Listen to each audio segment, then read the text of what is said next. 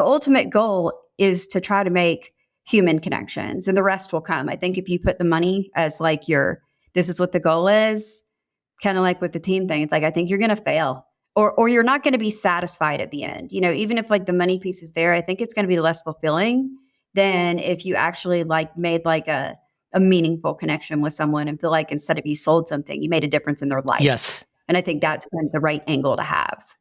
Welcome to The Breakthrough with Stephen Husted, the show that takes you behind the scenes with successful entrepreneurs, real estate investors, and other movers and shakers in the business world.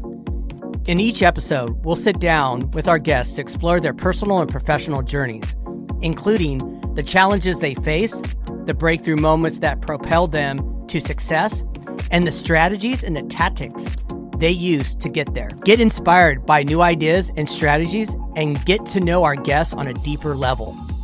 Join us for candid conversations, powerful insights, and plenty of breakthrough moments. Please help us grow by subscribing and sharing the podcast, and welcome to the show. So without further ado, let's get into today's guest. Joining us is Heather Cook, the CEO of the Curated Group of Real Broker LLC, which is part of the top 1% real estate team in the greater Charlotte area. She is based in North Carolina and now is becoming a marketing expert, mentoring the next top agents. No wonder why she is that Real Brokerage Growth Ambassador, which is some wealth of experience, insights to share. We're excited to dive into her story and learn from her wisdom. Let's get started with today's breakthrough. Let's go. Here we are. You're saying too much good stuff, so we got to just jump on this podcast. We're doing this. We're just going at it raw. It's fine. Yeah. So thank you for joining. I appreciate it. Thanks for asking. Yeah. For so sure. I know we were trying to talk before we started this, before we had all our technical difficulties, but somehow we met on Instagram, probably on a post. I don't know what happened, but we ended up talking. And then I think we either agreed or disagreed for sure, right? Yeah. And then I think I DM'd you and just said, "Hey, I'd like you to join on my podcast." And I think you said yes. And then a couple of months later, here we are.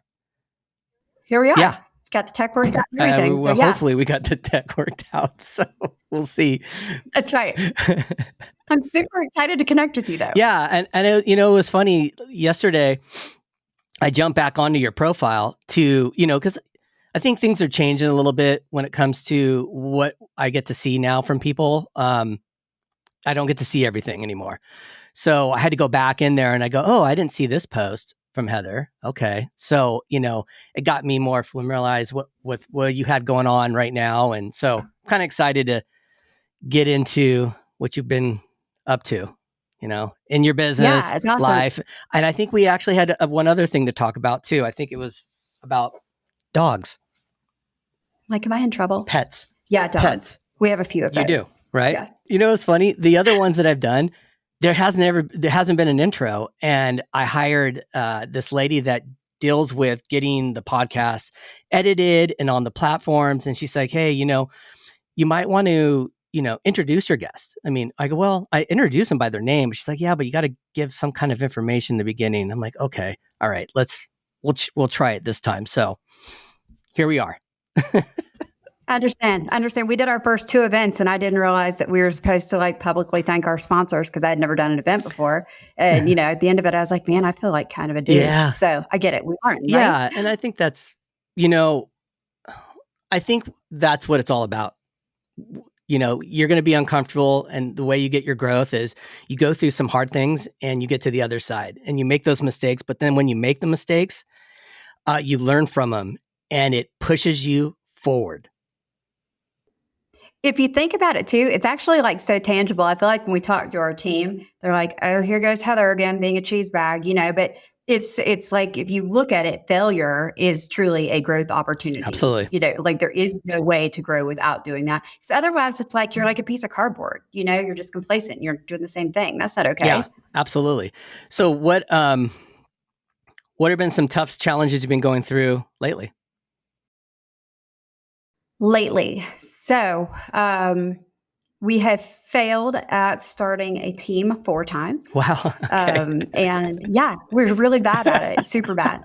Because we were doing it like the old way, right? It's like, who's the rainmaker of this? And who's this, all these layers and these, like going by a book. And like, I just don't fit in a box like that. And I'm like, I've got to do something different that makes sense to me. And so I started like really what it was is like, we failed and failed and failed. And by failure, I mean like wasted like a lot of money and like time, and you don't get time back. That's like most valuable. And talked to a guy named Eric Hatch. He's one of the growth ambassadors actually with us. And he's like really great at teams. And I'm like, how are you so good at this? And he's like, let me ask you a question. Why are you starting a team? And my honest answer was because that's what the next thing is. That's what's next. That's where we are. And he said, you will fail. Mm-hmm. And I was like, oh, okay, thank you. Why? And he said, until you are starting a team because you have a like genuine desire to help other people be better, you will fail. And that hit me hard in a good way though. It was like, you don't know what you don't know. And the only world with teams I had been exposed to was where I came from, which was a team down in Rock Hill, South Carolina. And my caveat with the team was not having anywhere to grow. It was like, this is what your cap is. This is what your split is. Don't you ask me for any more, and I was good for a while until I wasn't.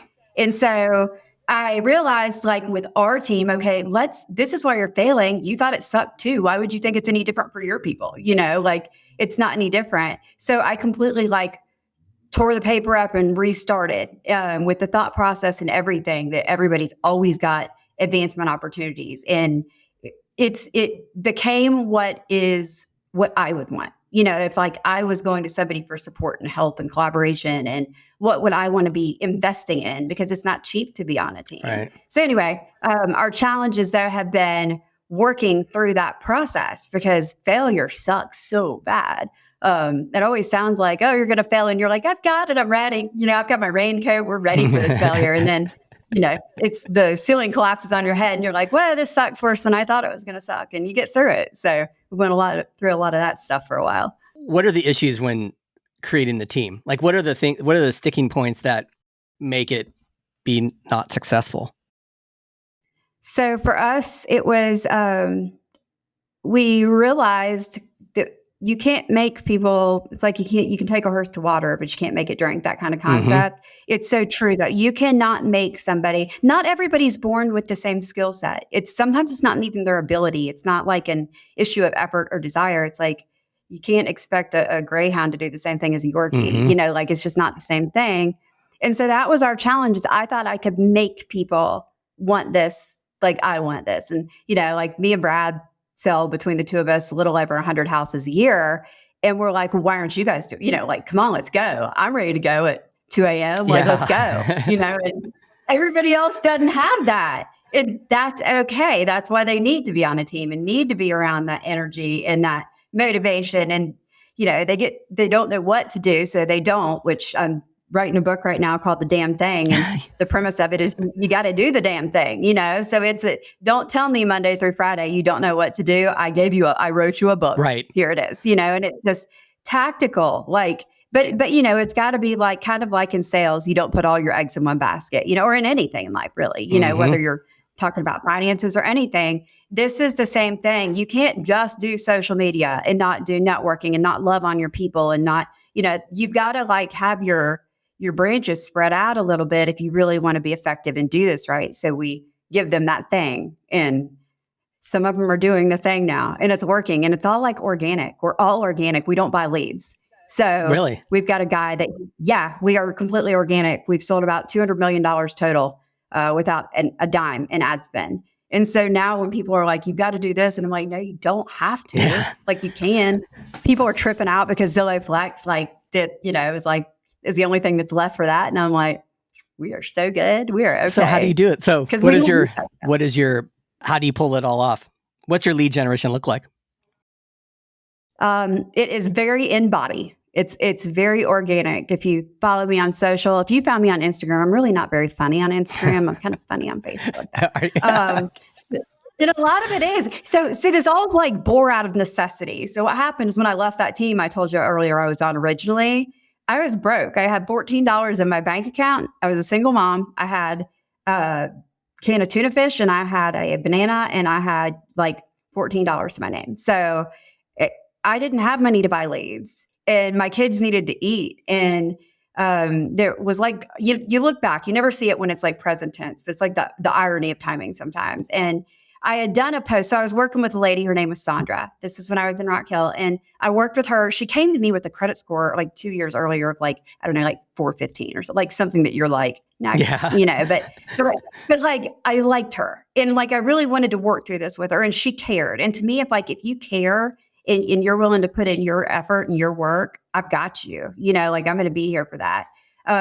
So she did. We put her through like she went through all the things, went through like a program through the state to get like her down payment, all the things. And so like when we closed on her house, it felt like as big of a victory to me as it did to her. And we were both crying and we were both like, it was such a win feeling. So when I did her post on Facebook, all the other ones it was like, congratulations to my clients, blah, blah, blah. And this one, I was like, now I got to tell your story. Like, I've got to tell people who you are and how hard you worked for this. Mm-hmm. And I noticed when I did that, because nobody was doing it like that. And it wasn't like I did it for a marketing reason like that. Like, I love her and like I cared about her and I respected what she did. It was a lot of work. So anyway, when I did that post, back when this was 5 or 6 years ago, my average likes on my posts, including the ones that I used to like on my own posts, I'm like, who were you, Heather? But like, so including that, like 12 likes, 13 likes. And this one post got like 150 likes, which like 5 years ago was basically viral. So it was like an aha moment. Like, wait a minute, people like to connect with people and they like to hear stories that have not just happy glitter, sunshine all over it. They want to see that people struggled so that they see the win at the end. Because sometimes other people might be in that same boat. And anyway, so I started doing this and I started telling their stories at closing. That little piece alone started the thing. It's like we say there were like 2 breakthrough moments for us in our careers. And this was one of them. And it was as simple as that. Then COVID happened and, everybody's in their houses like, at first, it was so great. It was like snow day. And then it was like, oh my God, we're on like day 5,000 of snow days. It's not fun anymore. And we missed like humans. So Brad and I started meeting people in town with our darn COVID masks on, awkward meeting people. I needed to get out of the house. I've got ADHD. I have to be around energy. So went and met with people and told their stories online, and a lot of people do things. I was talking to my husband, Brad, about this morning. A lot of people do things, right? They door knock. Me? Yeah, no, that's just a no for me. But some people make their whole careers out of it, and it's great. That doesn't mean door knocking's wrong. It's not right for me. That's okay. So the way that we talk about this is it's like, this is just a way. It may not be your way, but it is definitely works if this is your way, but you've got to do it though. Like you can't go out and meet with somebody one time or do one good post and expect for that to just launch your career and you're going to be coasting from now on. You got to wake up and do it again tomorrow and tomorrow and tomorrow until you die. So like but it's like, okay, if my options for me, if I'm going to put my 60 hours a week into this, do I want to use that time door knocking or cold calling or calling expireds or whatever, lots of things, or calling leads, talking to strangers that don't want to talk to me? No, I don't want to do those. So I just found a way that works for me, that makes me comfortable and it feels organic. And that's kind of what taught us people like organic. Yeah. People like you doing you. Absolutely. So yeah. It's funny you bring that up. Question. We're on the absolute same page, Heather. This is so, you're talking and I'm thinking as you're talking, going, this is the day, it's Monday and the week is already starting off wild in a lot of ways. I have ADHD. I just made a post about that and put it on Instagram. Oh, really? Oh yeah. And it was about starting a podcast and being super excited. Well, I'll back up. So I've been a hairdresser for 35 years. I didn't know that. I'm still a hairdresser. You just don't know because I don't talk about it online because it's the secret career. You're the only person that knows, and my assistant that's on this call. Tell later. Yeah. And I built my whole real estate career behind the chair. Brilliant. Yeah. I mean, and so but I have ADHD, had it since a kid, and I've learned to ninja it and enough to channel it the best way I possibly can. And in February, I decided I was going to get on medication again. And I tried it and it worked. It was amazing. I had 1 week of going, this is the way that my brain should work. Oh my gosh, I was really screwed up. And then it stopped. Tried another medication, got off it again, and got really nervous about being on a podcast and listening to the guests speak, that I'm going to stay focused and listen to every word that my guest says. Because let's face it, we both know if you have ADHD, I can start talking right now and you're going to probably have a hard time listening to me because you're probably thinking about 100 things. And so am I. I've got an idea I'm trying not to forget to tell you about at the end of this right now. So keep going. That's exactly. For you. Yeah, I've got a book idea for you. I'm like looking around. I'm like, where's my damn pen so I can take a note on this shit right now? Like, I'm going to freaking forget. And then at 2 a.m., I'm going to remember and I'm going to be like, hey, I remember now. The DM will come. Yeah, it will, for sure. Yeah. It's so crazy. So you're behind the chair, book idea. I said it. I'm done. I'm better. I can focus. Great, behind the chair. Yeah. And I can't believe I actually just put this out there in the podcast, but whatever. Like, let's just get it out when it comes out. There's a lot of things I have not talked about yet that will come. I think that a reason I kept the salon out of the mix right now is I wanted my Instagram page to be more, look, I work in real estate. I'm a real estate investor. I run Airbnbs. I'm an endurance athlete and I have a family. You know, those are some of the layers that are starting. But yeah, how does your ADHD, how does it benefit you and what are the issues you have with it? Fair question. Good question. I love talking about this stuff because I think it's healthy because I didn't know until I was in my, sounds like you too, like mid-30s. I just knew like I was really bad at school and I talked too much in school and I could never, ever finish a task. You know, I had like all these great, like huge things I would start. And when you started them or when I started them, it was like, oh, I can do all these things. And then you get halfway through it and I get overwhelmed and then I just shut down. And then it's like, I can do 0 and that's even less effective. Mm-hmm. So, so when I was with the original team, we had an investor and it was like think back in like 2000, how long have you been doing this? 2008. Okay. So back in, remember 12, 13-ish, the market was like not awake yet, but it was waking back up. And I have one of these hedge fund investors with the guy I was with on the team, a big one of the big 4 in the country. And I sold him 1,000 houses in just over 2 years. So like I didn't sleep. But what I didn't know, this was how I found out I had ADHD.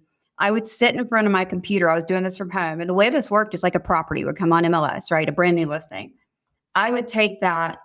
By the time I got through this, like years into it, I could like look at a zip code, a neighborhood, a square footage, and a bedroom count. I could tell you what it'll sell for, what it'll rent for, how long, and a zip code. It like you do enough of this and you just know this. But anyway, it would come on, you'd run this stuff. They have like a pass fail system, and it worked or it didn't. And then you'd tweak the rent, you'd tweak the price and see, okay, is this something we can even make happen? And this is back, God, I look at the houses that we were selling back then. And I'm like, oh my God, we literally killed this deal because of the countertops were ugly and that house would sell for like $700,000 that we could have gotten for $229 back then. I know. Just freaking crazy. But what would happen is I would get so like engrossed in this that I would get almost like tunnel vision into the computer.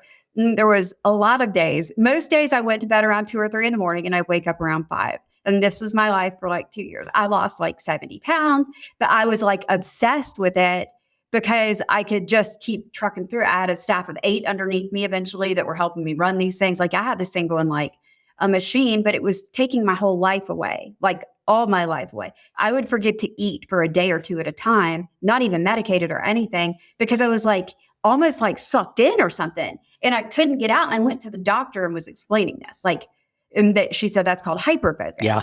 Yeah. And it's like a riptide kind of effect. And when it's hard for other people who don't have this to understand why you just can't stop looking at that or can't, it's like you're deaf to everything else that's going on around you, you know? What about the people around you too?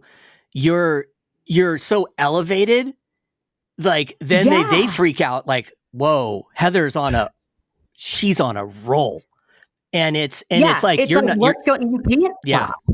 Yeah. And almost when you get done heck, my broker right now, when I start shooting video, I had this conversation with, he's like, dude, you're fired up.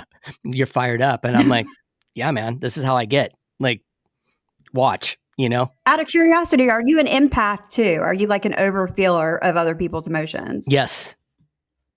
I've often wondered if these two go hand in hand because of what you just, because when you feel big. When you feel, you know what I mean? It's like you get excited. You're like so excited, and it's hard to even like keep it in because you can feel it so big. And I can channel it with different people.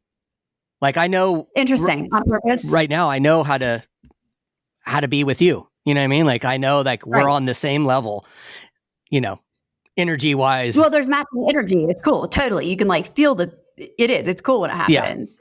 Yeah. It's a trip. So you've done hair now. So I want to go back to that for just a second. Is that like a full-time career? Okay. So are you at a fancy salon? Do you know celebrities? There's a lot of questions now. So I became a hairdresser in 1991. Wow. So been a hairdresser. Then I became a DJ and I was DJing all over the world. Like, I guess you would call it EDM, like house music, like raves and things like that. So I did that. Really? Yeah, so I did that for a big period of time. How'd you get your name out there? Just was it like you did something that was cool and somebody else wanted you, basically? I just started going to nightclubs in, the late 80s and, was really into the DJ culture. My parents got me a DJ when I think it was 8th grade. And, he went to the bathroom and I just jumped on the decks and started DJing. So it was something that was going to start, and I just, once the whole scene started, I, became a DJ. And so I was doing those two careers. So I've always been like this, like always have a couple different careers going at one time. Very used to that. Yeah. Then, I got clean and stopped DJing.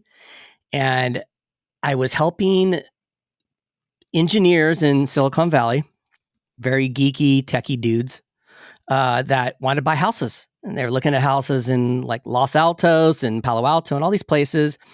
But they had, looking at these original homes and they're like, I don't know. I got to remodel the kitchen. I got to do this. Can you come with me and give me your opinion? And I was, sure. So I go and they go, I said, oh, you're going to knock the wall out. You're going to do this. And they're like, oh, wow. Okay, cool. Do you know an agent? Yeah, I do. I have a couple. So I'd refer to one of my clients, that comes to the salon, and I would get a referral check for $700, $1,000. I thought, I was like, oh my God, this is the best. This is amazing. And then I'm so smart for coming up with this idea. Cool. And then I helped this client buy a $3 million home in Los Altos, and this is 2008. So imagine where that. What would that be worth now, just for fun? And he's like, who is this girl you're connecting me with? He's like, dude, you need to go get your license. He's like, you sold me and you'd even know it. I'm like, really? He's like, yeah. He's like, you walked to this house. You gave me the vision. We looked at the neighborhood. He's like, you were an agent. You don't even know it. And I was like, I don't want to be an agent. That sounds very cheesy and sounds like a car salesman. I don't want to do that. But my brother was a general contractor, and he said, hey, I dare you to get your license. So I got my license and the market crashed. Oh, and then there you went. We started off, doing short sales and foreclosures. And and I just kept the career because it was such a database of connections. And I know everything about my clients. I know, they're having the kids, where their kids go to school, what they do on the weekends. And so when it came to real estate, they're asking me questions. So when the time was right, it was an easy transition, and I know them, and the trust was already built. That's the key. And that's what social media is like. When you do this organically and effectively like this, that is the number one piece, what you just said. It's like when you are able to establish like a relationship and show that you're not just fun to work with, you're also smart, and you also know what you're talking about in the market, that you've already got their trust. Yes. Like we had last May, it's like, that was my aha. I think we're onto something with the social media thing we're doing. Cause it's just me being me on my personal page, just being a dumbass. Like, this isn't like something fancy. And like, so anyway, I got 2 messages in Facebook Messenger from people I had never met in my life. Like, no, I don't, but they know me, well, a lot about me, like my dog's names and like, you know, what I like to eat and my green couch. Anyway, but that's what you do, right? You're exposing them to your life. So this isn't creepy. It's kind of cool that they notice these things. But both of them wanted us to list their house. They weren't interviewing any other agents, and they were both over $1 million. And I was like, that's pretty cool. And, you know, where we are, that's a little above the average price point, but that's not a bad deal to get 2 messages like that in 1 week because you did your thing right on Facebook, right, you know? Right. And you never know what you post that gravitates with somebody else. You know, like they see it. It could be what you ate, where you were, something you did, and it's like you get a DM and they're asking questions or they're connecting with that, and you're like, wow. And it's almost like you sometimes take it for granted that you're putting it out there, but it resonates with people, and you just never know. It does. I think for me, it's been a lot of getting over like imposter syndrome. Yeah. You know, when somebody comes to me and it's like, or they know us in public, or, you know, it's like this, like, please don't act like I'm a big deal because like I'm just Heather from Rock Hill. You know what I mean? It's a weird headspace to have somebody recognize you or like think that something you did is a big deal. And it's like, don't make a big deal out of it. Like that wasn't a big deal. You know, it's been a lot of getting over that for me. Because a lot of what I post, I'm not posting for the accolades, you know, I'm not posting for attention. Mine is kind of like, I'm just like sharing, and I hope it hits home with somebody, you know? Gosh, man, what a way to start my Monday. This is just the most strangest part of shooting content and putting it out there is it's so many highs and lows. There's so many peaks to it. And you touched on so many different things, I think, over time. And there's been points that, you know, I get down on myself. I'm kind of burned out on shooting content. And then I get somebody that messages me going, oh my God, I really love your content right now. It's just amazing. And it's like, okay, keep going and keep putting more out. Like you just never know. And I don't know if you're going through this. I don't know if you go through, so you say you post a lot of just your daily life, right? What you do, what you eat. Yeah, I post life as it happens, basically, you know. Are you bigger on Facebook? Is that more where you're posting everything, or are you putting everything on Instagram too? 1,000. Almost. When I do it on Instagram, I'm trying to do better, kind of like you with your podcast, which, you know, I think right now, because of the direction that real estate companies are going, especially, you know, like this is all kind of heading tech and heading different than it used to be. We're not all putting, you know, our names and faces on the pharmacy bags and grocery carts. Like it's different now to get our name out there to do things, you know, as people do still call every week. But I was going somewhere with this too. And I just like squirreled out. Where were we about going Facebook. With this? Is that where are you posting most of your videos there? And it mostly isn't videos. It's mostly me typing. So with Facebook, at one point, there was an algorithm. If you could keep somebody on your page for more than 6 minutes, it changed your stuff. And during COVID, I was long style posting. I was just posting, like I'm like a storyteller. And so I like, if you go to my Facebook page, that's what I have a problem with Instagram. It limits your characters. Mm-hmm. And I'm like, I had way too much to say for you to limit my characters. So go to my Facebook. It's like, so there I can write long style. And it's so funny because so many people are like, I don't even read like when somebody puts 2 sentences on their, you know, I don't even read their stuff. But when I see one of your posts, I will bookmark it so I can go back later and read every single word. Mm-hmm. Like, you know, so I was able to create an audience by doing it. But the funny thing is I didn't do it on purpose. Like I was just writing because it was COVID and I was bored. And it was like, it was my way of like, it was my outlet. And I didn't know what I was doing as people read, you know, I mean, I'm talking pages I write sometimes on there, but it kept people on my page for more than 6 minutes. And my followers went from like 2,000 to 5,000 in like 8 weeks.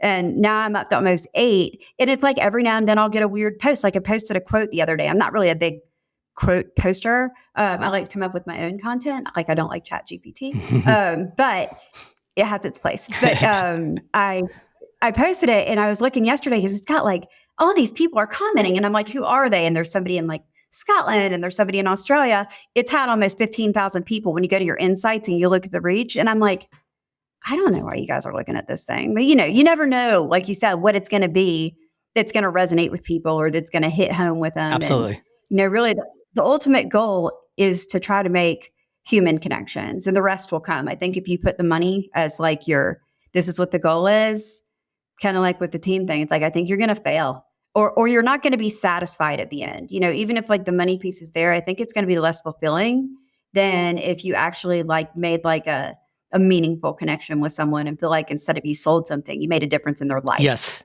And I think that's kind of the right angle to have. 100%. I mean, I can tell you, I've been shooting content for about a little over a year. And, I've been using Instagram since 2012. And I remember back then, the only people that were using Instagram were hairdressers and tattoo artists and photographers, people like that. I would think of the photographers. Yes, it was because it was all photos. And I remember I had this listing in this really cute neighborhood, and I'm like, I'm going to take a photo of this house and I'm going to make it black and white. Okay. Black and white. And I put it out there, and I remember showing some people in my office, and they're like, this is stupid. This is dumb. But coming from a creative background, I go, I don't think it's stupid. I think it's cool. And and it's funny. And then all of a sudden, agents started putting on the flyers on Instagram. Like the whole flyer was like that. Every page was that. And I just, I got burned out, this is not cool anymore. It's not edgy. They're just ruining it. It's something different when it's your baby. I got like squirrel. Like I got obsessed with golden gooses for a while. And as soon as because everybody's like, what are those torn up shoes? And I was like, I liked it because one, they were comfortable. But two, it was like, nobody knows what these are. So I felt it was so cool. And then you start seeing like everybody wearing them. And I'm like, I am so over these. Like I never want to see them again. So I get it. It's the same thing, but completely different. Yeah. And I really had and I've struggled with this my whole career in real estate is, you brought up the shopping cart or the bag. Not me. Never will do it. Yeah. And you know what? Interesting enough, some of the top agents in my market right now, they're bread and butter and they're crushing it. They are doing the shopping cart and, mailers to your house, and they do it every month, and that is their, and they are the ones. And you know how I know they're doing that's their thing, what? Though. It's like what you just said, though. They do it every month. You know what I mean? It's the consistency. Of it, Absolutely. And the amount of it. It's like with the marketing thing, is it 8 points of, they have to see you 8 different places to recognize you once kind of thing. And that same thing applies to social media. Like if you post once, it's not going to have the same effect as if they keep seeing you. But like those people doing that, if they're doing the billboards and the mailers and the bags at the grocery store and the cards and all the things, if they're doing all of that, it probably works amazingly. I would rather generate money where I'm not outputting $800,000 a year in every marketing source alive. Yeah. And I'm still generating an income. Yeah. And it's hard because, you can listen to Tom Ferry or everybody's got the thing. You can get online and they're like, you better make your calls. You better be doing that. Like almost everybody wants to talk that you should be doing everything. I don't know if that's, I don't think the average agent can pull that off, honestly, because it's a very expensive endeavor to do. I think you got to find where soul crushing. It's what? It's soul crushing. I think for new agents, if they find out like I'm going to have to sit there on the phone for 2 hours, at least for me, I would be like, I'm going to go work at Target. I'm good. Thanks, Yeah. And get that discount. I think that I was following a bunch of people on Instagram that got me inspired to start shooting content. And I remember the first couple of videos I did, I brought my lender in and I put him in the video. I took him to lunch and brought him in the video. And I go, we're going to shoot a video. He's like, well, what are we shooting? And I, asked one question and then he answered it and I posted it. And all of a sudden I got all these like, thanks for posting this. And I was like, okay, it's on. And then next was a client that they're school teachers and they wanted to buy a home. They could only afford $550, and $550 in Silicon Valley, East Bay is really tough. And so they were looking in East Oakland. Okay. So East Oakland, FHA. So took them out, found them a house. They bought the first house they looked at. We wrote I had the offer prepped. We went and looked at the house. The house was cute. They got into contract and I shot videos talking about what they have learned during the process and all the way to the end. Like I go, I don't want to do the pending, just sold with you holding the sign and, me taking this credit. There was a lot that went on during that transaction. And so I documented it.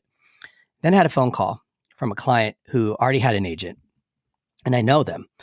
And they say, hey, we want to get coffee with you. We want to talk about selling our house. I'm like, okay. So we sat down and she's like, hey, I saw these videos of you helping this couple buy a house in Oakland. She's like, and I know you don't work in Oakland. And she's like, I know you don't work in East Oakland either.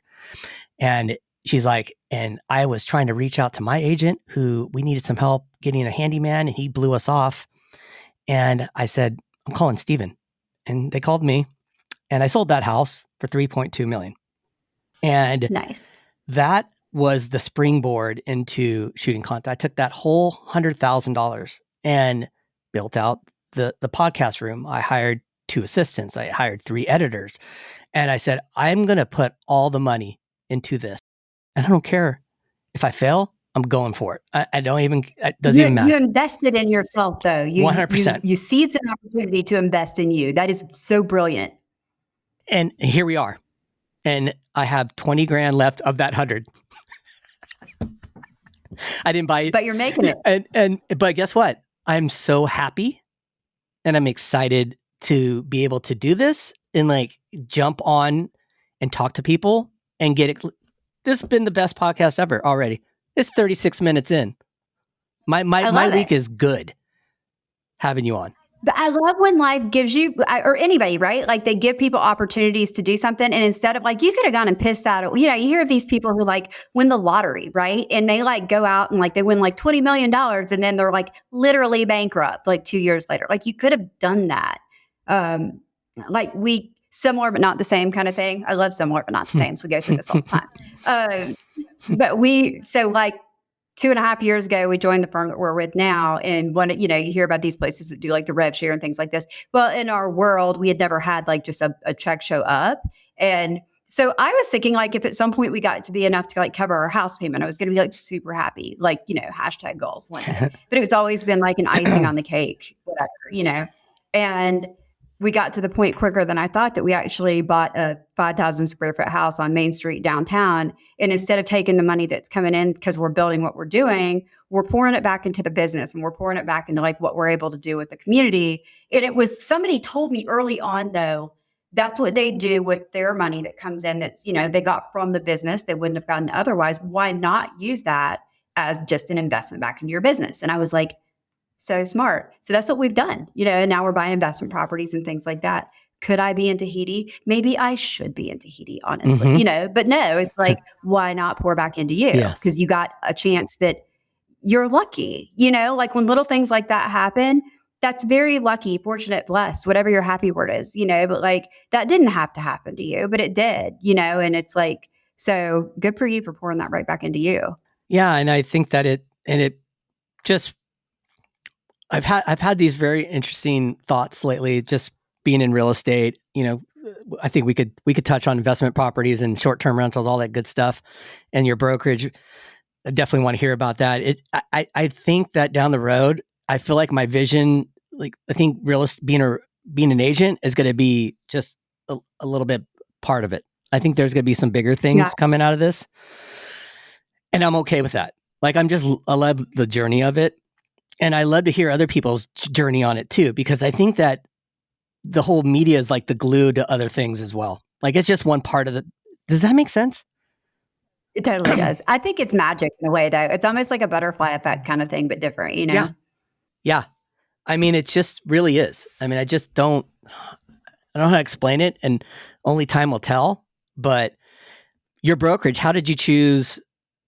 What made you choose Real? Because I know a lot of people that I follow on Instagram that are with the same brokerage, and they're all super cool and really. They're cool. Yeah. And they're cooler than most. And I'm not saying there's anything wrong with other brands, but like there's people who do a lot of content stuff here. And like when it started, we got here by accident. Our tax guy, it's been 2.5 years ago, that January, whatever year that was, COVID year. Tax guy called us one day. It was like on like a Thursday. And he said, what are you guys doing? Like he was doing our numbers and we had spent like $68,000 at our last brokerage the year before. we had a great year, but he's like, I could put my kids through college for this. And I was like, we were just working. So we weren't really paying attention to that. We were just like, it's fine. We're good. We're good. I don't want to have to go through that chain. It seemed like an inconvenience. I don't know. I was good. I was complacent. We were number one at our brokerage. Number one. It mattered. We're like, oh, we're so great. Like so much we've learned since then. But when he said that, I was like, oh, screw this. We're starting our own brokerage. And then I'm like, but I hate school. So Brad, you're going to broker and charge school. Bye. So he went through North Carolina. We're dual licensed in North and South, and get him to South Carolina. Well, he'd only been licensed there for like 2 years and 5 months or something. You had to be 3 years. And he's like, haha, your turn. You have to go to school. So it's COVID. It's a Zoom class, which is like, this. That's like the worst way to get us to learn. Right. So I'm like, and so many other shiny things in this room. So I'm in class, but I'm listening to this. And I'll tell you, I always try to have like one positive to take out of everything, even if it's like a complete turd of a situation. And I was 10 minutes into this, right? And I'm like listening to it. I'm like, I'm going to go to jail, literally. Like we're rule followers to like a painful point, but I don't want to just like my whole job to be like compliance officer, which is what I learned, that like being broker in charge is so much more than just like wearing that hat. Like, and that's my positive takeaway is I have a different respect and appreciation for what those people do and have to deal with. And no, thank you. We are BIC eligible. We did go ahead and get through that whole thing. But anyway, I texted Brad under the desk and I was like, F this, not happening. And he's like, what are we going to do? And I was like, not this, like, no. So we interviewed 26 brokerages. We're not brokerage hopper kind of people. I had been at one, it was a team because that's all I knew when I started, 12 or 13 years ago. And then went to one other firm and that's all we had ever been at. So anyway, we wanted to do like really heavy due diligence, and I didn't even like, all I cared about was the numbers. It was black and white. Like I didn't want to be paying 68 grand a year. So like anything based on our volume that was better than that was going to be a win. And that's like, I look back, I was talking earlier about there was 2 breakthroughs, in my life. And one of them was that Sandra and her situation. And there was like a glass ceiling kind of effect that it broke through. And this was the other one is like, we came here with the goal. Like if you say, okay, what does success look like to you? Or what are your goals? Success looked like a number then. And really it did. It was like, oh, I just want to be able to make the most money I possibly can. And I still want to be number one. That's, in Charlotte, huge Charlotte. It's so big, 25,000 realtors, so got here. So we interviewed all these places. And the last lady I spoke with, somebody I didn't know. She lived at the time in Washington, and I had met her online. And at one point months ago, she had mentioned she was like working at a brokerage that was kind of just getting started. And, my thought is like, this is a little mom and pop thing, whatever, but while I'm going through this due diligence process, I remembered she had a hat on that said real. I kind of looked it up. It sounded like whatever. To me, it sounded like EXP, and there was no hate on that whatsoever. In our area, that's kind of a real pushy recruiting thing, not something I really cared to be part of that vibe. So my first reaction to when I saw it was kind of like I'll listen to you because I'm doing due diligence, but it's still going to be a no for me. Like that's how I walked into it. The kind of people that when they walk up to me and you were like, oh no, you're going to be mine at the end of this one, clients and everything. I'm like, don't tell me. It's a hard no. So anyway, she asked me, or she said something like, okay, well, our splits are 85-15, our cap's 12,000. I was like, I'm in, I'm good, I'm in. And she's like real eloquent. And she's like, can I finish? And I'm like, oh, of course, sure. And she said, what's your exit plan?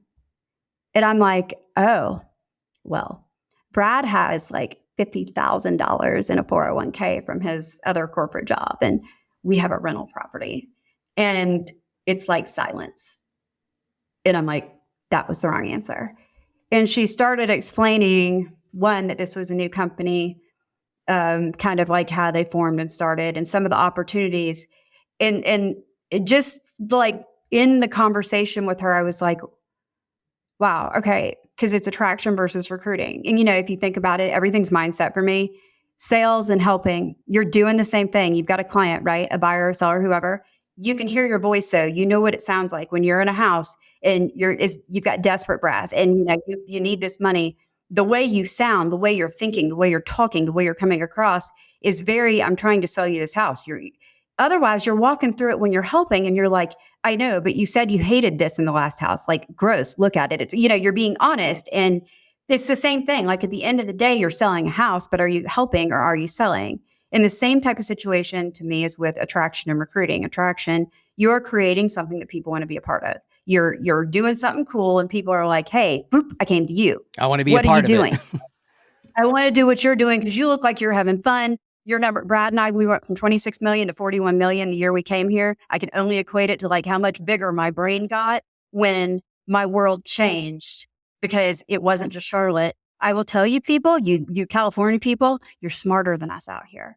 At least like you're like techie and you're cool. And in North Carolina, we're like, hey, y'all, do you want to come to an open house? I'm bringing barbecue. Like it's just different up here. So it's getting around this stuff. And like, I hadn't done a video in my life before I came over to Real. If I look at the ones that I started doing, the first video in my life I ever did, I was like, Tamir, our CEO, I was like, I had this great idea. It's early COVID. He had done like he gets on our workplace and like just Tamir being Tamir. He'll be straight with us. Like during COVID, he's like, I don't know what's going to happen right now. I would advise everybody to save your money as best as you don't overspend right now.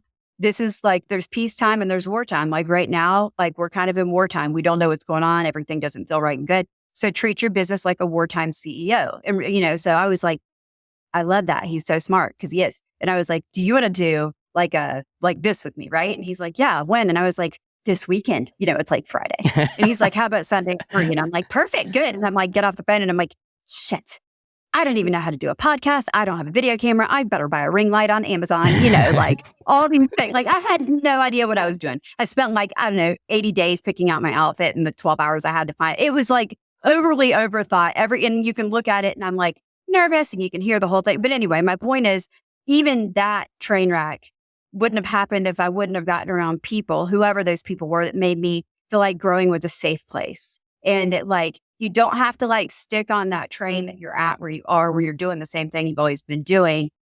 And we got invited the December that we came here of that year. So like 8-10 months in, whatever. Tamir, our CEO, had emailed 10 of us. It was me and Brad and 10 other people that once we tracked them down, just people with heavier social presences. And, we were the first 1,000 people at Real. Ken? No, he wasn't. Oh. He wasn't one of them. He wasn't with us back then. Oh, really? Was Katie? No, Herrera. No, Katie wasn't one of them yet. She came on though. She's one of them now, one of the growth ambassadors. Bob Tompkins was one of the originals. I'm trying to remember if Brad McCallum was with us yet. We were just opening Canada at the time, so I can't remember. He is one now. Taylor Prince and Joe Herrera, who are out in Vegas. They run a mega team out there. Great guys. Spring Benson, she's out in Utah. Eric Hatch, if you know him, he's up in Fargo. What is that, North Dakota or something? I mean, I don't know. There's like 11 people or something there. He sells all the houses. He's like, I sell all the houses. And I was like, because there's literally like 12 houses. So Jordan Terrell, he's out in, he's in Denver, Colorado. But anyway, there's all these guys. And me and Brad got invited to do this thing with all these people. And we're like, oh, they're number one and we're number one. Obviously, I see. At the time, this is where we still were. Because we hadn't gotten out of we didn't get really, like it was too new. We didn't even have a culture yet. We were trying. Everybody was trying. We didn't know who the hell we were. Tamir reached out to me, and this was on the 18th of December, and he wanted on the 22nd of December. Mind you, this is the week of Christmas, right? On the 22nd, he wanted all of us to be in Nashville, and the only way we were going to be able to get there was to fly. And at the time, I was going through a phobia thing, and I couldn't fly. I mean, I'd gone to a hip. I could. It was a no. Like you could have been like, "Here's $1 billion actual dollars," and I would have been like, "I physically can't do this right now," and it was embarrassing. When did that start? Especially at the time, because like, what was when I was 15, I think it was. I had flown like a dozen times. There hadn't been like a catastrophe or any, nothing. I was always fine. I like enjoyed flying when I was younger, and then one time we got in the plane, and as soon as like, you're on the runway and it starts accelerating real fast. Out of nowhere, I wasn't even nervous. I had like a full-blown burst I'd never had one before in my life, like an actual panic attack. And because of that, I was so scared for so many years that any other time I got on the plane that I was going to have a panic attack. that I made myself panic about it, you know, because like an actual panic attack, they're terrifying. You know, it's like you're not saying it, you're not talking normal to people anymore. So I had emailed Tamir and I was like, here's what's up. I can't come. Like whatever this is must be a big deal. You're flying in from Israel to be here. And there's this tiny group of people. I can't do it. And he said, I understand. Thank you for being honest with me. He's like, where do you live anyway? And I was like, Charlotte. And he's like, okay. So 20 minutes later, we all got another email and it was from Tamir and he rerouted the whole trip to Charlotte. Oh, wow. And he's never said anything about it. And that was like, you know, you look for like a moment of like confidence or assurance that like you're doing something right and you're in the right place. And like knowing that the person that's kind of like at the helm of our ship is that good of a human. And it's not just in that. That was just like my first time experiencing the first of like a million things like that with him. But anyway, when we got to that place, so in Charlotte, all these people are here. Brad and I walk in and, you know, we hadn't like looked at their stats. We just saw like the whole, like, they seemed like big deals. And we walked in and it was like, God, this guy's got a team of 200 and this guy or this girl's doing like 500 million a year. Like that kind of poo-poos our little like 25 and 30 at the time, you know. And we were the smallest ones in the room. And it was the first time ever in real estate since we got to be number one that we were not number one by a landslide. We were number whatever the last number was. And it was intimidating. But probably a good thing. Seconds. But probably a good thing. Oh my God. It was the best. And so that's what that taught me is like henceforth, like for the rest of my life, I always want to be in a room surrounded by nothing but people that are like smarter than me and better than me. And like there is zero ego in this. There can't be. You know, like if you want to grow, your ego's got to get out of your way. You 100%. It's not okay. 100%. It's the only way you can do it. And we say, you know, you hear people saying like, I broke through my glass ceiling, you know, like the last thing that happened with Sandra. That was like a glass ceiling moment. I knew what that moment felt like. When we left this room with these people, it was like somebody took the whole roof off the building. And instead of saying like, here's the next floor, good job, you graduated. It was like, here is the whole sky, go get it. And it changed our whole life because everything felt possible.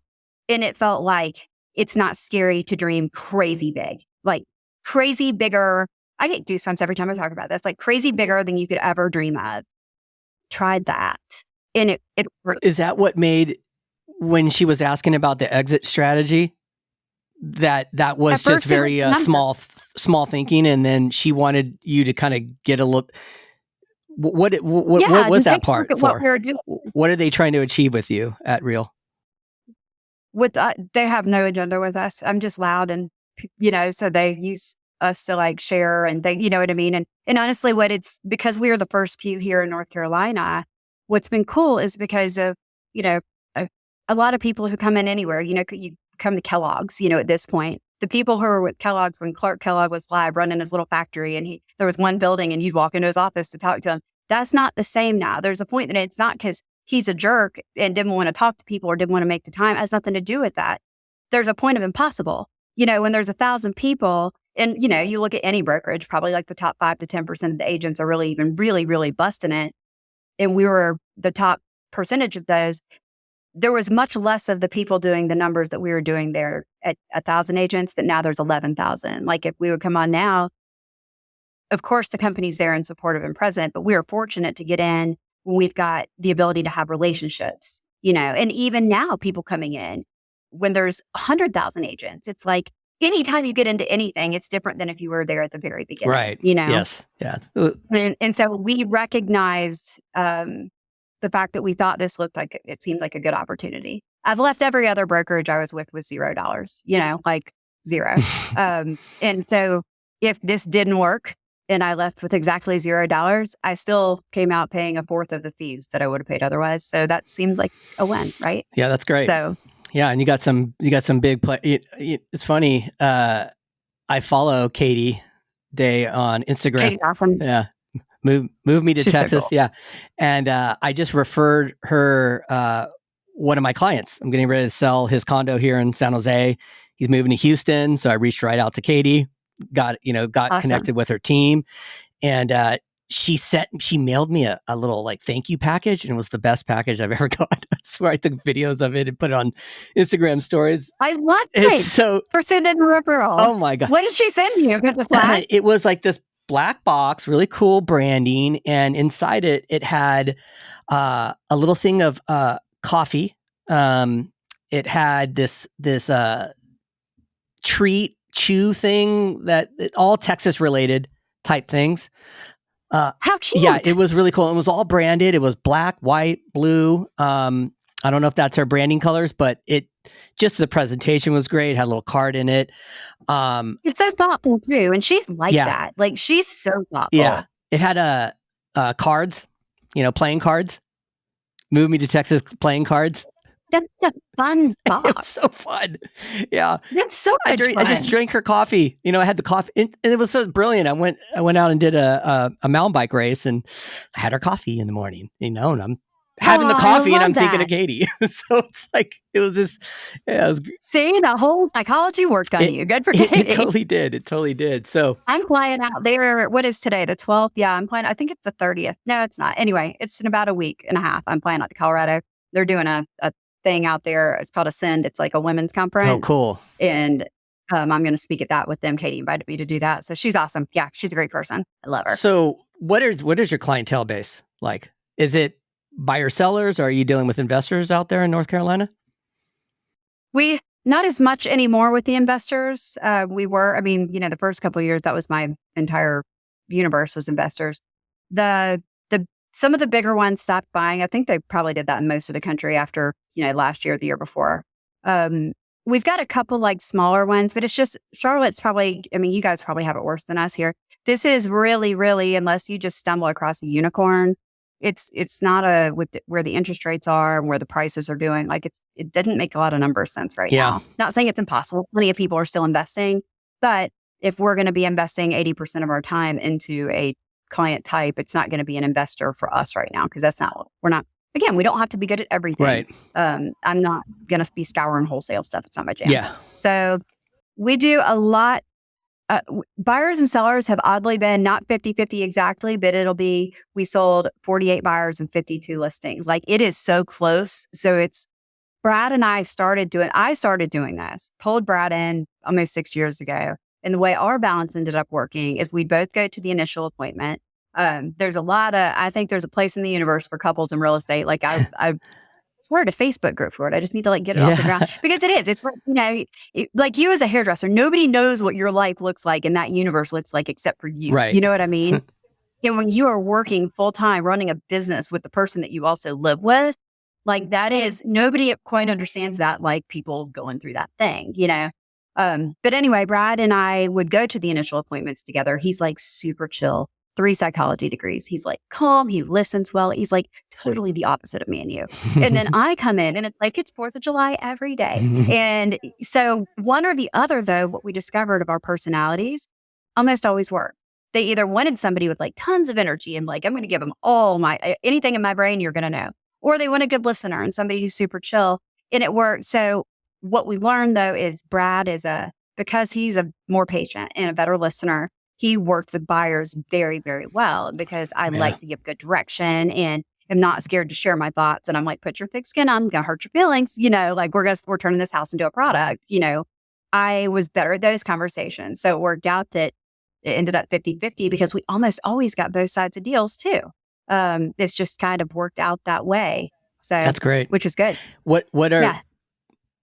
So are you, tell me about the Charlotte market. You're in Charlotte, but is Charlotte, like, explain to me Charlotte. Is it a bunch of different little cities within, or tell me a little bit about it? I don't know much about Charlotte. Cities and pockets. Okay. So if you were coming here from far away, Charlotte's got a kind of an uptowny vibe area. It's technically downtown. I need to Google, why do people now call downtowns uptown? There's got to be a reason. So, but it's got, where it's still, how it is when you start seeing like breweries pop up, like, it's like, oh, it's going to get cool. Next, and it's transitioning, and it's like, gosh, I should have bought a house there a year ago, so it's got a lot of like little pocket areas that you're seeing like massive appreciation. And we still see multiple offers, but where we were seeing on like 2 years ago, like almost every house was selling for like 10% more than the last one. And it was crazy. It's not quite that bad. There's only been one. There was a house listed for 1.6 that sold for 1.97 a couple weeks ago, but it was like a unicorn. Mm-hmm. It's not the norm. But then around Charlotte, there's other areas. It's a border city, so it's right by South Carolina. And South Carolina taxes are a little more favorable. So a lot of people that work in Charlotte still want to live in South Carolina. Interesting. So that's on the south side. And on the north side, there is a lake area called Lake Norman. That's where we live. And it's not like up north when people think of like in Minnesota, that the lakes are like, an ocean with waves and things. This is a man-made lake. I probably wouldn't eat fish out of it. But it is nice to boat on, swim and go do things if that's your thing. So anyway, that's up here, and it's kind of awesome. Davidson, where we live, it's like if you think of like quintessential, Steph Curry went to Davidson College. Oh, wow. It's like this kind of beautiful little historic college, and it's got one of those like a true downtown where it's like a main street with like little shops and a coffee shop and a bookstore that smells like books and an ice cream place, and and then it's got like a grid of houses that are all like older and historic and cost like 90 times more than they should, that whole thing. But anyway, it's Charlotte's got a lot to offer, because depending on like what your needs are, and do you want something that's, some places, like from what I understand about it, like big cities in California, you're not getting like a yard. That's all gone. Like you're not within an hour there. You're not getting an acre anywhere. Yeah. And here it's like, okay, if you want an acre, no, you're not going to be probably even in Charlotte proper, but we can get you close, So it's nice that there's still some breathability and some you can be realistic with having like what your brain thought life looked like when you were 11. Like that can still exist here. How far is Charlotte from the Smokies? No idea. Is that the mountains north of us? No, geography is like, I'm not good at that. For real. Are the Smokies? I was thinking the Appalachians were above us. Where are the Smoky Mountains? They're Tennessee. We are from the mountains in Tennessee, at least the ones we used to pass through when I would go. My family's from Indiana, and we would drive there. And we are probably 4 or 5 hours away from at least where the range was that we drove through. Okay. Better yet, they were 3.5 or 4 hours from the beach. So it's cool. If you want beach, you're as close to that as you are the mountains. Yeah, that's perfect. That's San Jose, Silicon Valley. You're about 30 minutes from the beach, depending, and about 4.5 hours from Tahoe, give or take. So if I was looking at California, like just north to south, where are you, like as far as in the length of the state? So I'm in San Jose, Los Gatos, right by Palo Alto, Los Altos, Mountain View. Is that closer to the bottom or the top? The middle, right in the middle. Okay. So I know nothing about where anything is. 1 hour away from San Francisco. Okay. Yeah. Okay. I know where that is on the map. Okay, Have cool. you been to San Francisco before? So you're not far from some really cool stuff. We flew through there. We went to, was it even there? I think it was San Diego even. All the sands and the S words out. You guys have so many things. And I'm like, can we just start with another letter? That we flew through there one time when we were going to Hawaii. And that's the extent of it. We are doing our conference this year. You should join us at it because you're so close. It's in San Diego. Oh, cool. Or maybe you're not close. I don't know. Yeah, that's 45-minute flight. Oh, sick. Okay, cool. I'm excited about that because it looks so beautiful out there. It looks like paradise out where you are. It is. We pay for it dearly for that. It's really hard. California, you got to make a lot of money. It's expensive to live here. Yeah. But it has a lot of unique characteristics to it. You can get to the beach, you can go hiking, you can go to Tahoe, you can get on a plane and fly to Vegas, you can fly to, LA, San Diego. There's just a lot to do. But we definitely, I buy investment properties in the Midwest, and every time you get on the phone with them, like, oh, you guys, you make good money out there. I'm like, you better be making good money, right? Because it's expensive. Yeah, you don't have a choice. You have no choice. Absolutely. You have no choice.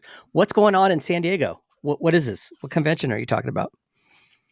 So in October, it is the second annual, it's called One Real Rise. And it's like our kind of like Keller Williams says, their family reunion kind of thing. I had only been to a Keller one before, and it was years and years and years ago. And what I remember about that one is, it was a lot of talking about numbers and like listening to them talk about, more things that, that was kind of where their focus was. And this one was just so completely different. I left this one with I felt like somebody had lit me with electricity. And not in a mega church rah-rah kind of way, just a very tactical, Like I can now go home and try this in my business like tomorrow. And I never thought of that before. That's how I like coloring book style learning, where it's like, I can now take this and I can go do this thing, just tell me what to do. So there was a whole lot of that was a lot of content type stuff and a lot of like business planning, but not like your traditional. It's so out of the box and it makes it kind of like fun to do business again because it's like you just start it all over, but with like a whole brand new set of markers, That's like cool. it's different. It's fun. That's cool. Really cool.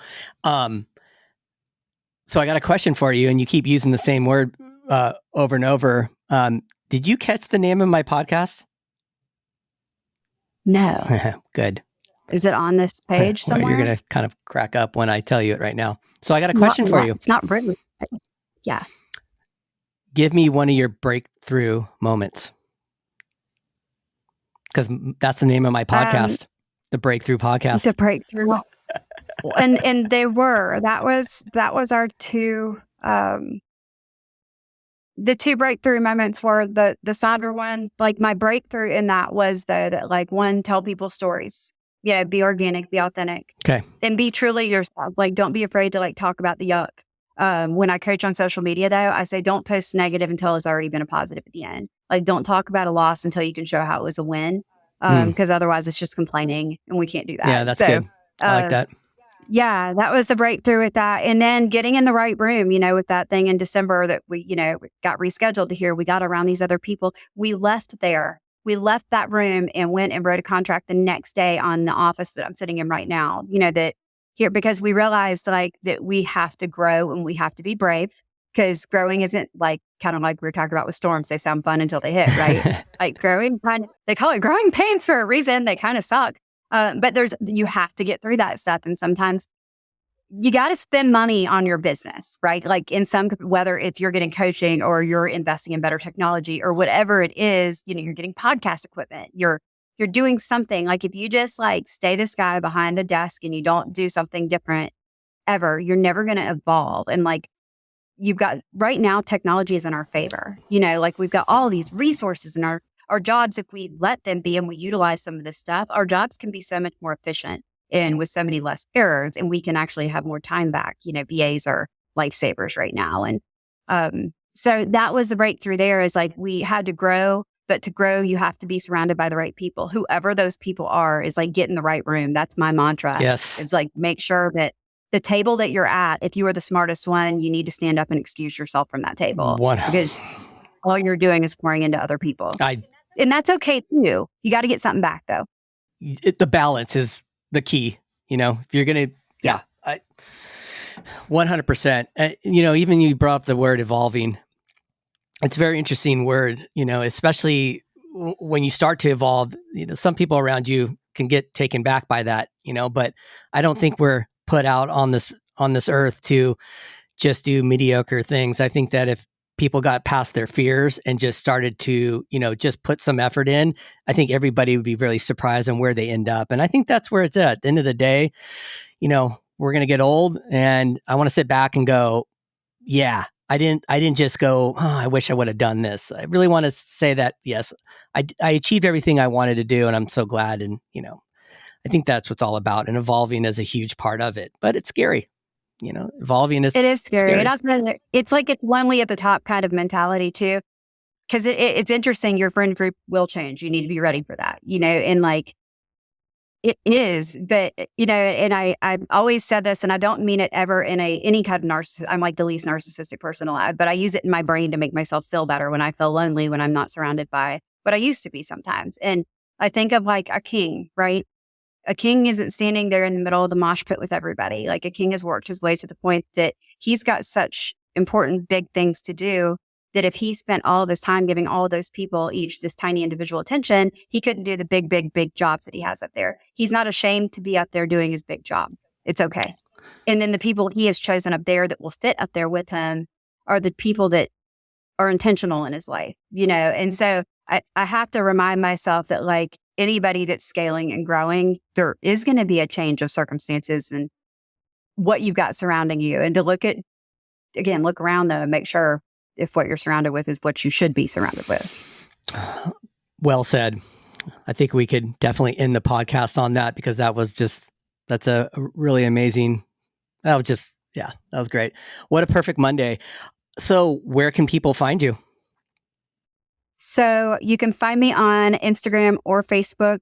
I don't know how you look at people on that. I mean, But they do by your name, just Heather Cook? They would, but there's a lot of there's the.Heather or the.real.Heather.Cook. Mm-hmm. If you look on both of them, it should be the same thing if you put the dots in between the real Heather Cook. Well, we're going to put your information into this podcast as well when it gets published. Oh, so awesome. Thank you. Yeah, I think I would definitely love to have you on again. I could talk. Yeah, I was going to say, can we hang out for an hour after this and finish talking? I just want to give you a hug. We definitely need to connect. I know. You'll have to come Taver so I can squeeze your neck. Gosh, it's so nuts. Thank you for tuning into our show, where we hope you found inspiration and gained valuable insights. If you enjoyed this conversation and want to stay updated on our latest episodes, be sure to subscribe to our podcast and share it with others who might benefit from it. We appreciate your support and look forward to bringing you more candid conversations and breakthrough moments in the future. Until next time, take care and keep exploring new ideas and strategies.